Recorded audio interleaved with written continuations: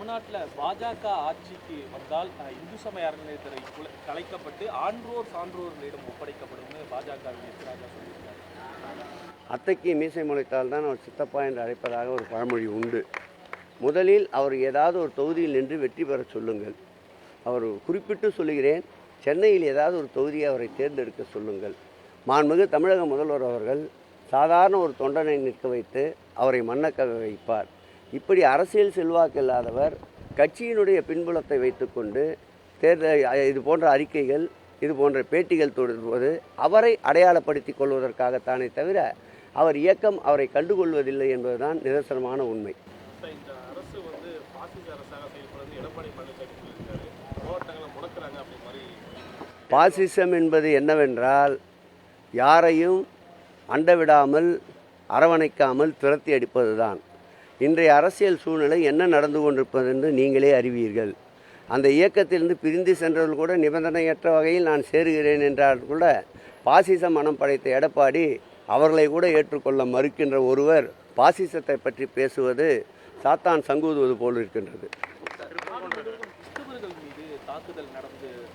உண்மை. அதைத்தான் தமிழகத்திலே விளைக்க நினைக்கின்றார்கள். மாண்புமிகு தமிழக முதல்வர் அவர்கள் எல்லோருக்கும் எல்லாம் என்ற அரசை நடத்தி கொண்டிருப்பவர். ஜாதி மத இன மோதல்களை இரும்பு கரம் கொண்டு அடக்கி கொண்டு வருகின்ற முதல்வர் ஆட்சி செய்கின்ற இந்த தமிழகத்தில் ஈடுபடாது. அதைத்தான் மைய பொருளாக வைத்து தமிழ் கடவுள் முருகனை கையில் எடுத்து பார்த்தார்கள். முருகன் கொஞ்சம் கூட அவர் பக்கத்தில் திரும்பவில்லை. முழுக்க முழுக்க எங்கள் முதல்வர் பக்கத்தில் இருப்பதால் தான் இங்கே அவருடைய ஆட்டம் எடுபடவில்லை. ஆகவே மொழியால், மதத்தால், இனத்தால் தமிழக மக்களை ஒருபோதும் திராவிட மாடல் ஆட்சி பிரிக்க முடியாது.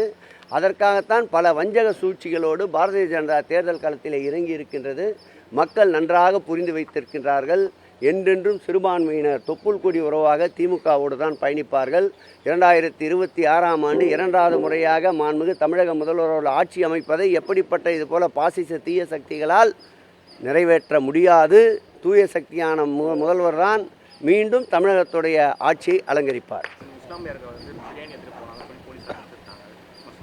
இந்த ஆட்சியை பொறுத்தளவில் கலவரங்களுக்கு இடமில்லை என்பதற்கு இது போன்ற நடவடிக்கைகள் எடுப்பதை அந்தந்த சூழலுக்கு தகுந்தாற்போல் சட்டம் ஒழுங்கை காப்பாற்றுவதற்கு சில இடங்களில் இது போன்ற சூழல்கள் நிலவுகின்றது. அதை தவிர்க்கின்ற நோக்கு இந்த ஆட்சியுடைய நோக்கு.